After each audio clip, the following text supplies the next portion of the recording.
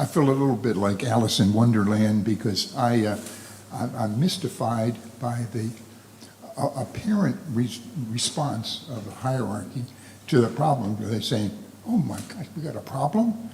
This is at least the fifth time this has gone around where we know we have a problem, and they should have dealt with it before.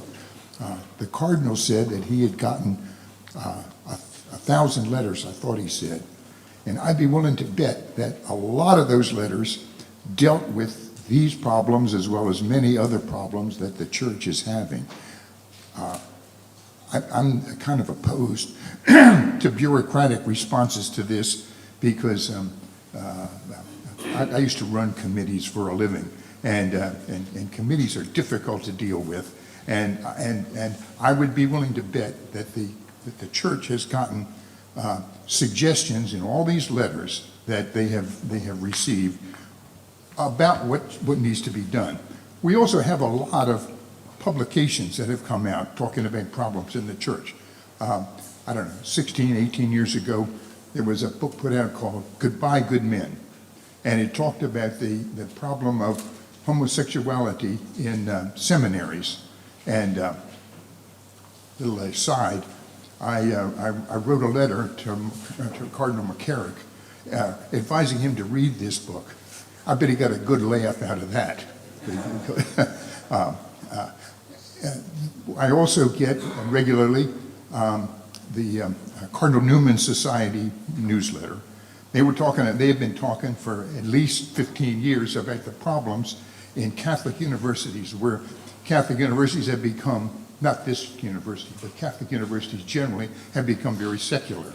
I also get a magazine called the New Oxford Review, and they have been talking for 20 years about the problems of the church. And I cannot imagine anybody in the hierarchy saying, "Why didn't somebody tell me about this?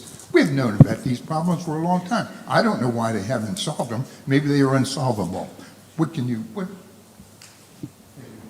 Can you, Chris first and then Dr. McShay? Just briefly, I think the reason I don't know, I haven't spoken to the president or other people in administration here at Catholic U, but I don't think we would be having this conference if it hadn't been for Archbishop McCarrick. I thought that Cardinal DiNardo's comments about the mail that he received are on the money. I think that's the new element right now. And I think that this time around, the issue is not so directly the sexual abuse of minors, although that remains an ongoing gaping wound. But it's just the extent. As I said, I'm a church insider. I work for the church. I teach theology here. I have a canonical mission and so forth.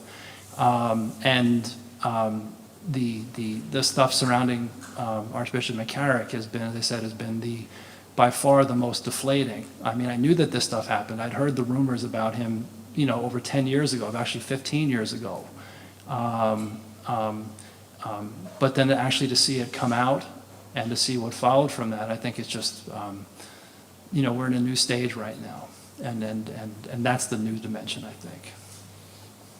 Yeah, I would just add, Christopher, I appreciated what you said before, but sometimes working with the bishops, sometimes the lay people felt like they were being told, "Oh, well, we really know how things work, so let us." So that message comes out clearly when it's convenient.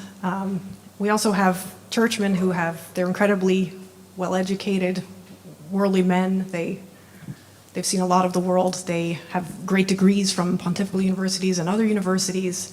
So when I see statements that sort of have this quality like, "Gee whiz, there's a problem. I didn't realize this," it tends to ring a little false with me. So that's all I can say to that. So. Let us thank our speakers.